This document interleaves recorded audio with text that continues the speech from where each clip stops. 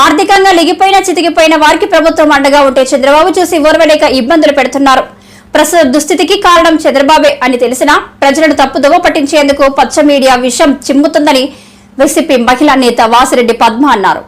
మీద పడి ఈ రోజున 3 నెలలుగా వాళ్ళ మీద పుంఖాలుగా మీరు రాయటం, చంద్రబాబు పురంధరేశ్వర లాంటి నాయకులు మాట్లాడడం, అసలు వాలంటీర్లు ఎందుకు ఇంటింటికి పింఛన్లు ఇవ్వాలని చెప్పి మాట్లాడింది మీరు కదా.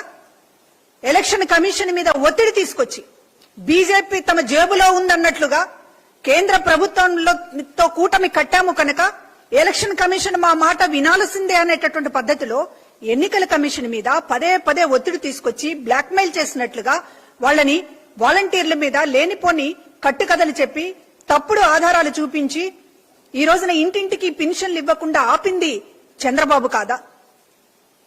ఎలక్షన్ కమిషన్ కి మాత్రమే కాదు, హైకోర్టులో సుప్రీంకోర్టులో తన జేబు మనిషి అయినటువంటి నిమ్మగడ్డ రమేష్ తోటి పిటిషన్లు వేయించి ఇవాళ పెన్షన్లు అందుకుంటున్నటువంటి వృద్ధులకి ఆపేసి ఈ రోజున మీరు ముసలి కన్నీరుకి ఎలా కారుస్తారు? ఈ రోజున పండుటాకుల్ని బలి తీసుకుంటున్నాడు జగన్మోహన్ రెడ్డి అని ఎలా మాట్లాడతారు? పండుటాకుల మీద మళ్లీ పగ అనేటటువంటి పద్ధతిలో బ్యానర్ ఐటమ్స్ ఎలా రాస్తారు? 5 ఏళ్లుగా పండుటాకులు, 5 ఏళ్లుగా వృద్ధులు ఇంట్లో కూర్చుని చక్కగా చిరునవ్వుతో వాలంటీర్ వచ్చి పెన్షన్ అందిస్తుంటే సుఖంగా తమ మనవడే ఇంటికి పంపిస్తున్నాడు అనేటటువంటి ఆనందంతో అవ్వాతాతలు ఉన్నది నిజం కాదా? 5 ఏళ్లలో వాళ్ళని నెత్తిన పెట్టుకుని అవ్వా తాత అని ప్రేమగా ఒక మనవడు పిలిచినట్టుగా పిలిచి వాళ్ళని ఇంట్లో కూర్చోబెట్టి పెన్షన్ అందిస్తే మీరు ఈ రోజున మీ పరిపాలన ఎంత దుర్మార్గంగా ఉంటుందో ఇంతకంటే ఉదాహరణ ఒకటి కావాలా? చంద్రబాబు ముఖ్యమంత్రిగా అధికారంలో ఉన్నన్న నాళ్లు వాళ్ళకి నామమాత్రంగా 200 నుంచి చివరికి ఏదో ఎన్నికల ముందు కేవలం 1000 రూపాయలు పెంచి దానికి కూడా క్యూల్లో నిలబెట్టి బయటకు తీసుకొచ్చి బ్యాంకుల దగ్గర లేకపోతే మరొక చోట ఆఫీసుల దగ్గర వాళ్ళని పడిగాపులు పడేటట్లు చేసి ఊళ్ళో కొంతమందికి పెన్షన్ కావాలంటే ఇది తీసుకుంటున్నటువంటి వాళ్ళల్లో ఎవరో ఒకళ్ళు చచ్చిపోతే అప్పుడు నీ పేరు రాస్తామని చెప్పి వెటకారాలాడి ఈ రోజు మీరు ముసలి వాళ్ళ మీద ప్రేమ ఉన్నట్లుగా మాట్లాడుతున్నారు. ఈ రాష్ట్రంలో 5 ఏళ్లుగా అవ్వా తాతలు వృద్ధులు ఎటువంటి కష్టం లేకుండా నిజానికి ఒక సుఖంగా బతికింది ఈ 5 ఏళ్లలోనే. మీ కాలంలో చంద్రబాబు హయాంలో ముసలి వాళ్లకు ఒక నరకం, ప్రతి పనికి ఆఫీసుల దగ్గర పడిగాపులు పడేటట్లు చేసి ఈ రోజున 5 ఏళ్లుగా సుఖంగా ఉన్నటువంటి వృద్ధుల్ని మళ్లీ ఈ రోజున రోడ్డు మీదకు తీసుకొచ్చింది చంద్రబాబు మనుషులు. చివరికి పురంధరేశ్వరి కూడా ఎన్నికల కమిషన్ కి లేఖలు రాసి అసలు పెన్షన్లు డీబీటీ ద్వారా వెళ్లాలి గాని పెన్షన్లు ఇళ్లకి చేరవేయడం ఏంటి అని అడిగింది ఆమె కాదా? ఇదే నిమ్మగడ్డ, ఇదే చంద్రబాబు ఇంటింటికి వాలంటీర్లు పెన్షన్ ఎలా ఇస్తారు అని చెప్పి మాట్లాడింది మీరు కాదా? ఇదే ఈనాడు, ఇదే ఆంధ్రజ్యోతి వాలంటీర్లు ఎట్లా పెన్షన్లు ఇస్తారు అనేటటువంటిది 3 నెలలుగా వాలంటీర్ల మీద రాసి చివరికి వృద్ధులకి వాళ్ళకి అందేటటువంటి సహాయం అందకుండా రోడ్ల మీదకు తీసుకొచ్చి ఈ రోజు ఎర్రటి ఎండల్లో వాళ్ళని బ్యాంకుల చుట్టూ ఆఫీసుల చుట్టూ పడిగాపులు పడేటట్లు చేసి ఇది మీ బుర్రలో పుట్టిన బుద్ధి కదా?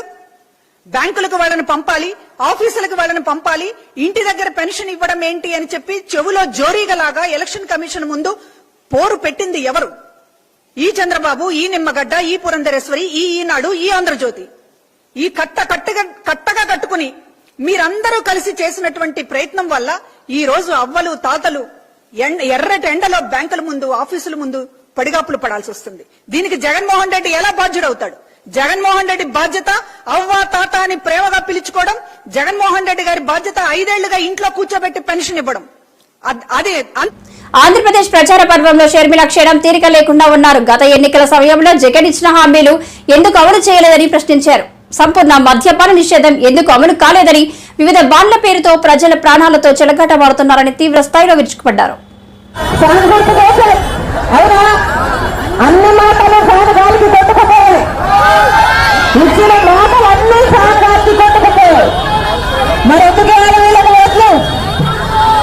అధికారం ఇస్తే అధికారాన్ని దేడి పెట్టుకుంటున్నారు.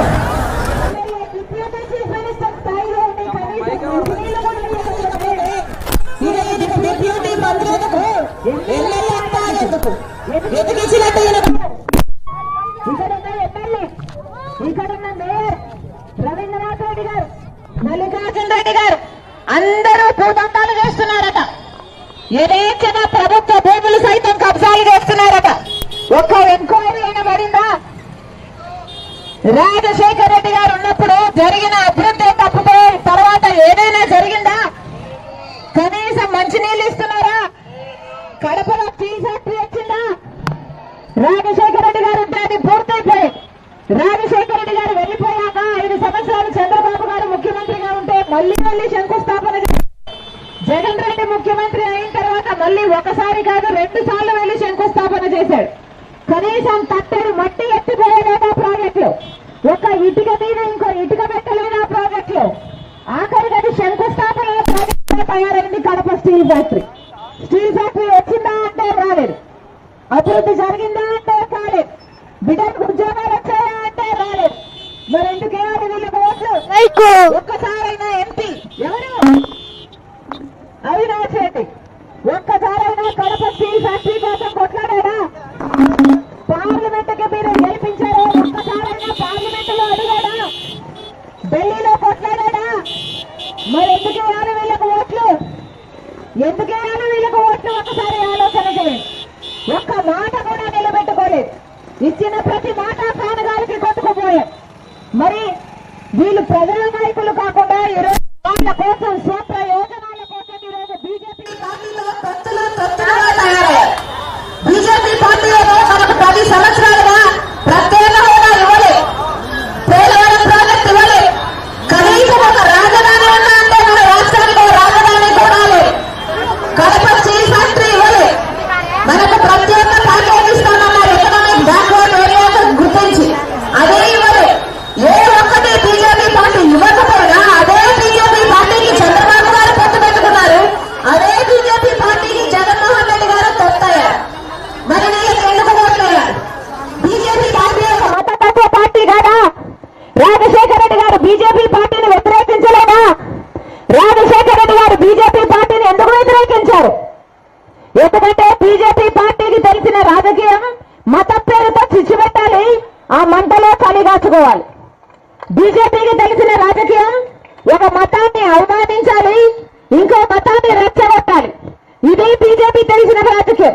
మరి అలాంటి బీజేపీ పార్టీ గోత్ర విషయంలో రాజశేఖర రెడ్డి బీజేపీ పార్టీని ఎంత వ్యతిరేకిస్తే, అంత దులిపేస్తే, మరి మణిపూర్ లో జరిగిన సంఘటనలో జగన్మోహన్ రెడ్డి గారు పల్లెత్తి మాటన్నారా బీజేపీని? ఆఖరికి పార్లమెంట్ లో నో కాన్ఫిడెన్స్ మోషన్ పెడితే మణిపూర్ ఘటన మీద అదే బీజేపీ పార్టీకి మద్దతు ఇచ్చిన వారు జగన్మోహన్ రెడ్డి గారు. మరి రాజశేఖర రెడ్డి గారి కొడుకాయండి బీజేపీ పార్టీకి మద్దతు ఇచ్చాడు అంటే ఈయన రాజశేఖర రెడ్డి గారి ఆశయాలను నిలబెడతాడా? రాజశేఖర రెడ్డి గారు ముస్లిం మైనారిటీలకు 4% రిజర్వేషన్ ఇచ్చాడు.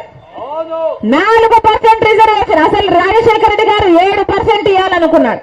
4% రిజర్వేషన్ సాధించుకొని వస్తే ఎంతమంది ముస్లిం బిడ్డలకు ఉద్యోగాలు వచ్చాయి, చదువు కోసం సహాయపడింది.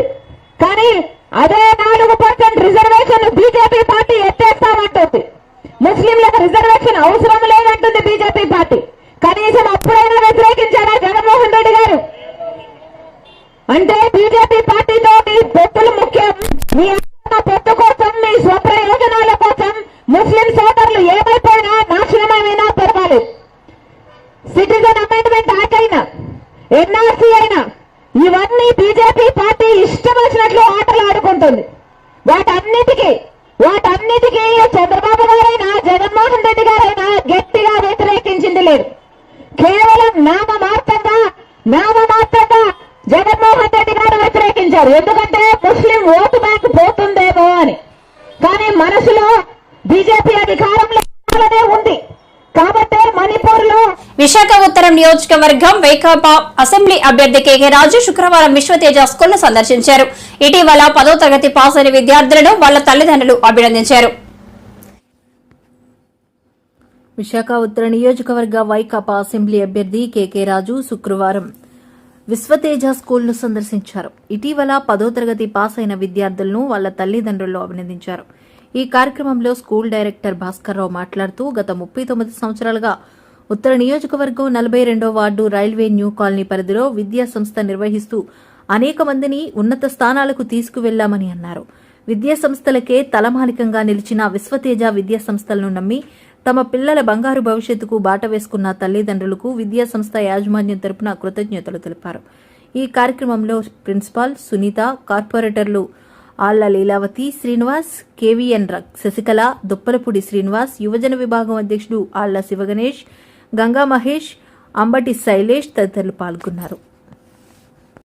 సిఎస్ఆర్ ఫండ్స్ గురించి మీకు ఐడియా ఉంది కదా.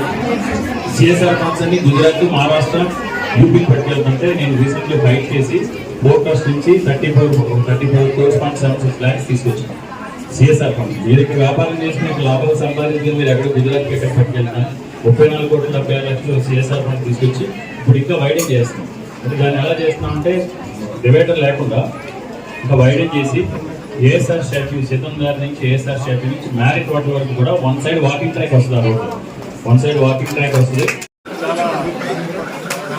శుభదినం ఈరోజు మనందరం అందరికీ కేకే రాజు గారికి కోఆపరేట్ చేయవలసిందిగా నేను కోరుకుంటూ కేకే రాజు గారు మా గురించి మాట్లాడవలసిందిగా కోరుకుంటున్నాను. అందరికీ నమస్కారం.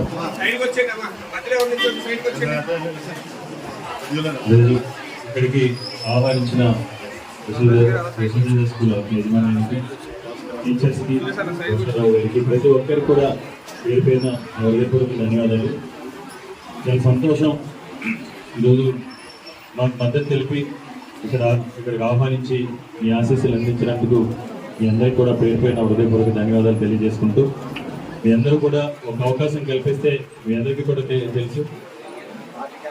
సరే, I Bhaskar Rao, correspondent of Vishwateja school. మేము స్కూల్ స్టార్ట్ చేసి 35 years కంప్లీట్ అయిందండి. ఇంతవరకు ప్రతి సంవత్సరం మంచి రిజల్ట్ ఇస్తూ అందరూ పాస్ అయ్యేటట్లు చేస్తూ మంచి రిజల్ట్ ఇవ్వడం జరుగుతుంది. ఈరోజు మేమంతా ఇక్కడ పేరెంట్స్ మీటింగ్ కండక్ట్ చేయడం జరిగింది. హైయెస్ట్ మార్కులు వచ్చే వారికి మంచి అవార్డ్స్ ఇవ్వడానికి మన కేకే రాజు గారి చేతుల మీదుగా ఈరోజు అవార్డ్స్ ఇవ్వడం జరిగింది. అతను హైయెస్ట్ మార్కులు వచ్చినందుకు పేరెంట్స్కి, టీచర్లకి మన కేకే రాజు గారు అభినందించారు. వాళ్ళకి మా యొక్క నమస్కారాలు. మేము ప్రతి సంవత్సరం ఈ డిసిప్లైన్గా ఎడ్యుకేషన్ నేర్పించడం ఈ ఏరియాలో మా స్కూల్లో ఇటువంటి మీడియం ఏరియాలో ఫస్ట్ ఆఫ్ ఆల్ మంచి ఏరియాని సెలెక్ట్ చేసుకొని ఇటువంటి ఏరియాలోనే మన పిల్లల్ని డెవలప్ చేస్తే మనకు నేమ్ ఉంటుందని ఇటువంటి ఏరియాలో మేము 89లో స్కూల్ స్టార్ట్ చేయడం జరిగింది. అప్పటి నుంచి ఇప్పటి వరకు కూడాను విలువలతో కూడుకున్న విద్య అనేది పిల్లలకి అందజేయడం జరుగుతుంది. అలాగే ప్రతి వారం కూడా స్పోర్ట్స్ని కండక్ట్ చేయడం కానీ, వాళ్ళలో ఉండే పిల్లల యొక్క నైపుణ్యతని బయటకు రప్పించడం కానీ, అలాగే గేమ్స్కి నేషనల్ కానీ, డిస్ట్రిక్ట్ లెవెల్ కానీ, కబడ్డీ, వాలీబాల్, క్రికెట్ ఇటువంటి వీటిని కూడా మేము పంపించడం జరుగుతుంది. ఎవరైతే పేరెంట్స్ ఇంట్రెస్ట్ ఉన్న పేరెంట్స్ వాళ్ళ స్టూడెంట్స్ కూడా ఎన్సీసీలో జాయిన్ చేయడం కానీ, బార్ స్కౌట్లో జాయిన్ చేయడం కానీ ఇలా జరుగుతుంది. ఎవ్రీ డే 4 to 5 అనేది అదర్ యాక్టివిటీస్ అనేది మేము నేర్పించడం జరుగుతుంది. అలాగే ఈ స్కూల్ని డెవలప్ చేసుకుని వస్తున్నాం.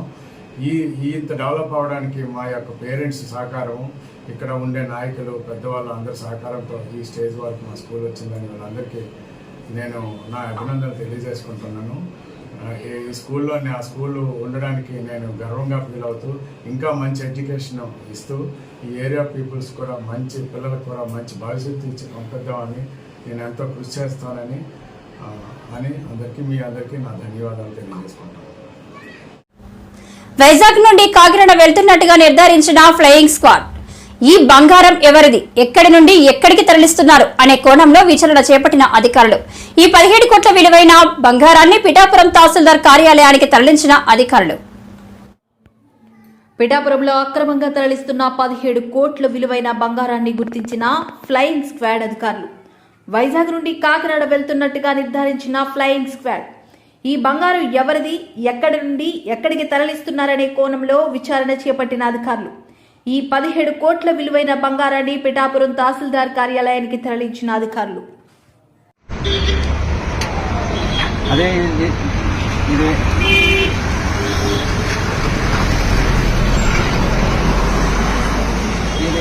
ఒకటి సార్, ఇంకోటి ఇది ఇప్పుడు చూసినాము. ఇన్వాయిస్, జిఎస్టీ ఇన్వాయిస్ అన్నీ ఉన్నాయి సార్. దీనికి ఈ ఇన్వాయిస్లు ఇందులో ఉన్నాయి కరెక్ట్ కాదా అని చూడాలి.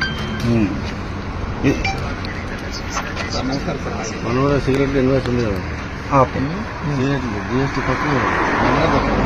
Okay sir okay sir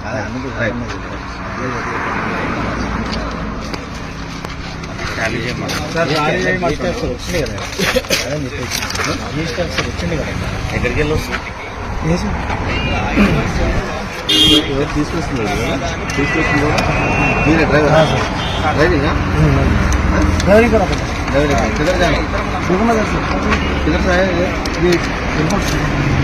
Mumbai sir అలాగే సార్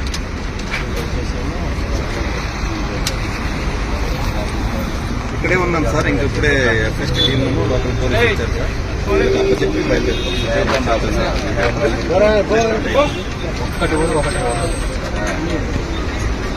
చెప్పి కరెంట్ అకౌంట్ ఇక్కడికి వస్తుంటా సార్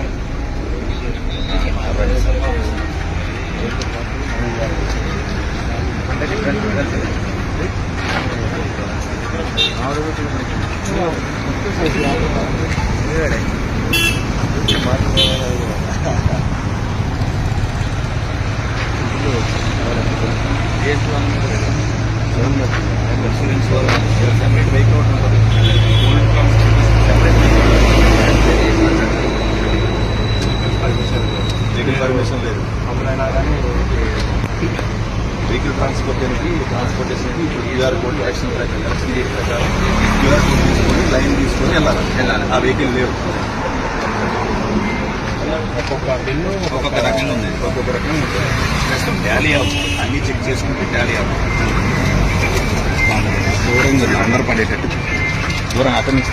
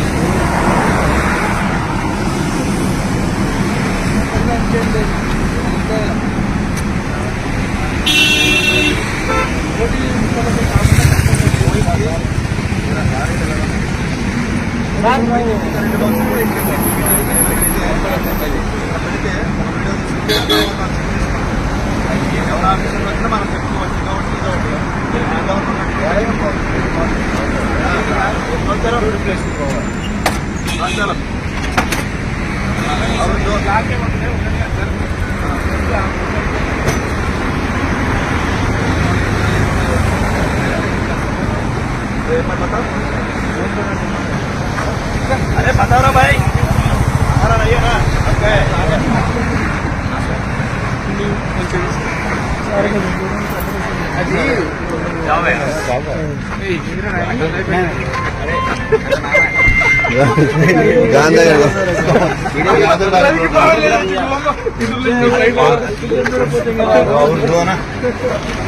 రవి రెండు ఉన్నాయి అవి ఇక్కడ తెప్పిందాం అందులో నేను ఆ వెహికల్లో ముగ్గురు ఏరి ఇందులో కూర్చున్న వాళ్ళు ముగ్గురు ఏరి ఓ అవరేకేనా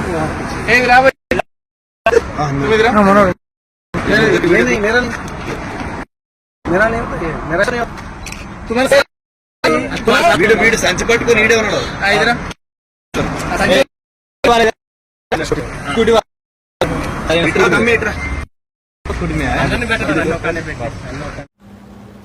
ఏపీ రాష్ట్ర ప్రభుత్వం 2023లో ఎల్జీ పాలిమర్స్ కంపెనీ ఏర్పాటుకు పూర్తి అనుమతులు ఇవ్వడాన్ని సిఐటియు ఏపీ రాష్ట్ర ప్రధాన కార్యదర్శి సిహెచ్ నరసింహారావు తీవ్రంగా ఖండించారు. తక్షణమే శ్రీ సిటీ కంపెనీ ఏర్పాటుకు ఇచ్చిన అనుమతులు రద్దు చేయాలని ఆయన డిమాండ్ చేశారు. మే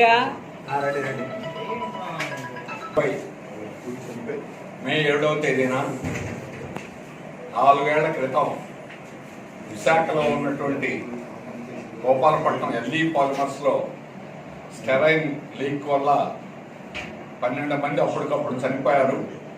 మరో 3 అదే కాలంలో చనిపోవడం జరిగింది. తర్వాత ఈ 4 ఏళ్ల కాలంలో 21 మంది చనిపోయారు. అత్యంత దుర్మార్గమైనటువంటి ఘటన ఇది. ఎల్జీ పాలిమర్స్ యొక్క హత్యలు తప్ప ఇది మరొకటి కాదు. కేంద్ర రాష్ట్ర ప్రభుత్వాలు వేసినటువంటి 6 కమిటీలు, అలాగే నేషనల్ గ్రీన్ ట్రిబ్యునల్, ఆంధ్రప్రదేశ్ హైకోర్టుతో సహా అన్ని కమిటీలు ఏకగ్రీవంగా ఎల్జీ పాలిమర్స్ యొక్క నిర్లక్ష్యం వల్లనే ప్రమాదం జరిగింది. కనీసం సైరన్ కూడా మోగించలేదు. లీక్ అయిన వెంటనే సైరన్ గా మోగించుంటే ముందు ఎవరు ఒక్కరు కూడా చనిపోయి ఉండేవాళ్ళు కాదు. గ్యాస్ పూర్తిగా వెళ్ళిన తర్వాత మాత్రమే ఒక్కరు కూడా లేకుండా అక్కడ పారిపోవడం అనేటువంటి జరిగింది. 86 నుంచి అనుమతులు లేకుండా అవుట్డేటెడ్ ట్యాంకులు వాడారు. పర్మిషన్ లేవు, అనుమతులు లేవు. అన్ని కమిటీలు ఏకగ్రీవంగా యాజమాన్యం ఎల్జీ పాలిమర్స్ అత్యంత దుర్మార్గంగా, కిరాతకంగా వ్యవహరించిందని నిర్ధారణలు, రిపోర్ట్లు అనేటువంటిది ఇచ్చాయి. 50 కోట్లు డిపాజిట్ చేయమని 50 కోట్లు డిపాజిట్ చేయించారు. హైకోర్టు దగ్గర నేషనల్ గ్రీన్ ట్రిబ్యునల్ ఆదేశం ప్రకారం, సుప్రీంకోర్టు యొక్క ఆదేశం ప్రకారం డబ్బులు ఉన్నాయి. కానీ ఈరోజు బాధితులు చనిపోతూ ఉన్న దీర్ఘకాలికమైనటువంటి జబ్బులు వచ్చేటువంటి లక్షణాలు ఈ స్టెరైన్ గ్యాస్ ఉంటుంది. అందువల్ల దాని నుంచి కాపాడడానికి ఇటువంటి చర్యలు తీసుకోవాలి. అప్పటికప్పుడు మసిబూసి మారేడుకాయ చేసినట్టుగా మంత్రులు, ఎమ్మెల్యేలు, ఎంపీలు బాధితుల ఇళ్లలో పడుకున్నట్టు, వాళ్ళ కోసం ఉన్నట్టు సూపర్ స్పెషాలిటీ హాస్పిటల్ పెడుతున్నట్టు, అలాగే హాస్పిటల్ అడావుడంతా చేశారు. అడావుడు చేశారు. కానీ వైసీపీ ప్రభుత్వం తర్వాత ఎటువంటి చర్యలు తీసుకోవడంలో అట్టర్ ఫెయిల్యూర్, ఘోరంగా విఫలమైనటువంటి చెందింది. ఈ 4 ఏళ్లలో ఎటువంటి చర్యలు తీసుకోలేదు. సూపర్ స్పెషాలిటీ కాదు కదా, పిహెచ్ కూడా పెట్టలేదు. ఒక డాక్టర్ కూడా లేరు అక్కడ. ఆ విధంగా పూర్తి నిర్లక్ష్యం రాష్ట్ర ప్రభుత్వం వ్యవహరించింది, దుర్మార్గంగా వ్యవహరించింది. ఇప్పటికైనా చర్యలు అనేటువంటి తీసుకోవాలి. సూపర్ స్పెషాలిటీ హాస్పిటల్ అక్కడ పెట్టాలని డిమాండ్ చేస్తున్నాం. కానీ ఈరోజు రాష్ట్ర ప్రభుత్వం ఏం చేసిందంటే, ఇదే ఎల్జీ పాలిమర్స్ యాజమాన్యానికి శ్రీ సిటీ, ఈరోజు తిరుపతి జిల్లాలో శ్రీ సిటీలో మళ్ళా ఇదే కంపెనీకి అనుమతులు ఇచ్చి అక్కడ పెట్టడానికి ఇవ్వడం అనేది ఎల్జీ పాలిమర్స్ సన్మానం చేయడం తప్ప ఇంకోటి కాదు. ఇది దుర్మార్గమైనటువంటిది. తప్పుడు పనులు చేసి అనేక సంవత్సరాలు లైసెన్స్ లేకుండా, అలాగే అవుట్డేటెడ్ ట్యాంకులు వాడి ఇట్లాంటి ప్రమాదం చేసిన వాళ్ళని బ్లాక్ లిస్ట్లో పెట్టాలి. రాష్ట్రం లోపలికి అనుమతించకూడదు. వాళ్ళ మార్కెట్ అవుట్లెట్స్ని కూడా, ఎల్ఈ మార్కెట్ అవుట్లెట్స్ని కూడా పనిచేయనివ్వకూడదు. కానీ ప్రభుత్వం వాళ్ళకి, రాష్ట్ర ప్రభుత్వం సన్మానం చేసినట్టుగా వాళ్ళకి అనుమతించింది. అక్కడ ఇప్పుడు 2023లో అనుమతులు ఇచ్చి, పర్మిషన్ లైసెన్సులు ఇచ్చి అక్కడ నడపడానికి, ఎల్జీ నడపడానికి అనుమతులు ఇవ్వడం అనేటువంటి దుర్మార్గం, తప్పు. దీన్ని సిఐటి తీవ్రంగా ఖండిస్తున్నది. సూపర్ స్పెషాలిటీ హాస్పిటల్ ఇక్కడే పెట్టాలని చెప్పేసి డిమాండ్ చేస్తున్నాం. తర్వాత చనిపోయిన 3కి డబ్బులు ఇవ్వలేదు. ఈ రోజుకి కూడా ₹1 కూడా ఇవాళ 12 మందికి ఆ రోజు చనిపోయిన వాళ్ళకి ఇచ్చారు. తర్వాత ఆ వారంలో చనిపోయిన వాళ్ళు, ఆ 10 రోజుల్లో, 6 నెలల్లో చనిపోయిన వాళ్ళు, అలాగే పోస్ట్ మార్టం రిపోర్ట్లో కూడా దీని అవకాశాలు ఉన్నాయని రిపోర్ట్ ఇచ్చినా కూడా దాన్ని కూడా నిర్లక్ష్యం చేసి ఈ రోజుకి కూడా వాళ్ళకి ₹1 కూడా నష్టపరిహారం ఇవ్వాలి. ఆ 3కి కూడా నష్టపరిహారం ఇవ్వాల్సిన బాధ్యత ఉంది. దీని మీద మా సిఐటి అంతర్జాతీయ సంస్థలతో, ఎన్రో అనేటువంటి ఏషియన్ నెట్వర్క్తో, ప్రతి ఎన్విరాన్మెంటల్ నెట్వర్క్తో ప్రతి నెల కూడా ఆన్లైన్ మీటింగ్లు జరుపుతుంది. ఇక్కడ